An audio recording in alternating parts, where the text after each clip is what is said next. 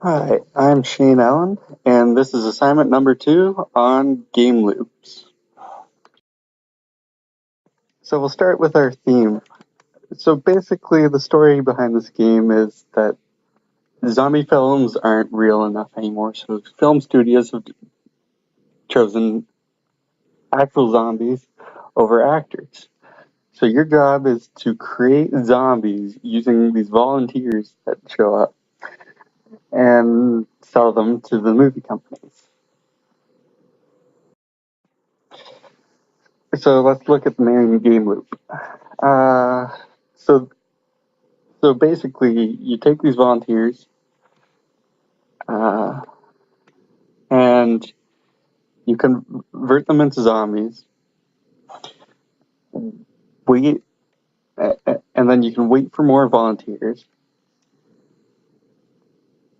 and you pretty much repeat that loop over and over again until you have enough money to buy more facilities.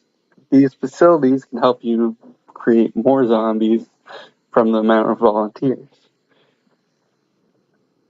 And then that creates a bigger loop where you can, including buying the facilities. So there's 2 points of closure. One, where you run out of volunteers, so you have to wait until more volunteers show up.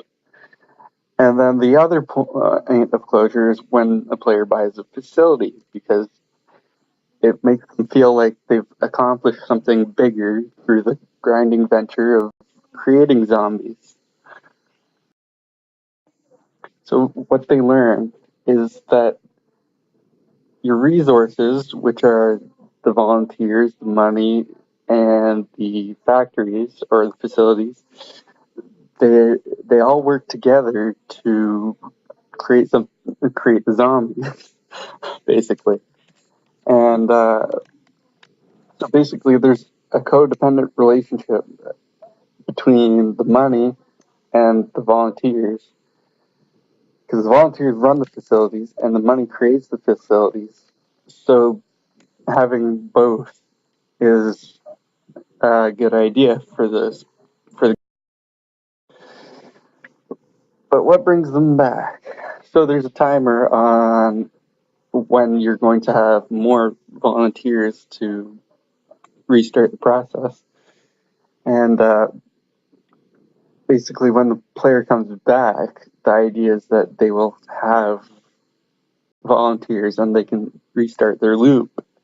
And hopefully, they do that loop enough times that they can complete the bigger loop and buy a facility of some sort. But what happens when the players leave? So basically, we want to make the first loop really easy to complete and make it not take too long so that the player doesn't feel like they've lost much if they quit. Because if a player's done like 3 hours of gameplay, then and they're not sure whether or not their progress is safe, they'll feel like they have to leave the window open and figure out on their own whether their progress is saved. But if they haven't played much, then they don't feel like they've lost as much. And then when the player returns to the game, they'll find that the game has progressed, their timer will continue, and volunteers should be available if the timer is finished. But what are the punishments?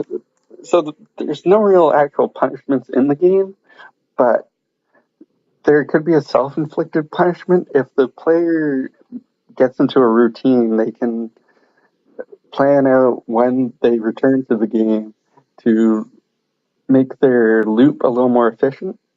And if the player gets to the point where they're in a routine and they miss a time, they may offset their timing on their next bunch of loops.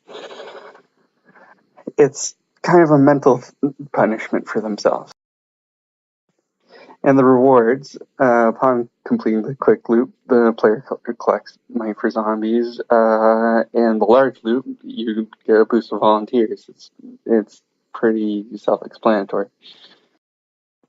The object of desire, though. So what keeps the players playing is a leaderboard where they're competing against their other friends for a higher social status, as the slide says here. But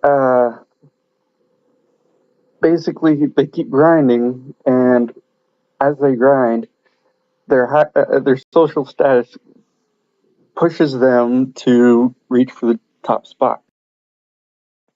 And now, finally, the last question was to add depth. So basically, if I was going to add depth to this, we would change it from just one facility to two different facilities. One being the volunteer facility, where you obtain volunteers, so like a recruiting center, and the conversion facility, which is already implemented. Basically, at the volunteer facility, you would set something up where you would recruit, and that would take some time, and that might create another little loop in the game. And then the conversion facility you already have, and then eventually you can buy facilities for both in the larger loop. Thank you, and here are some references for the images that I used.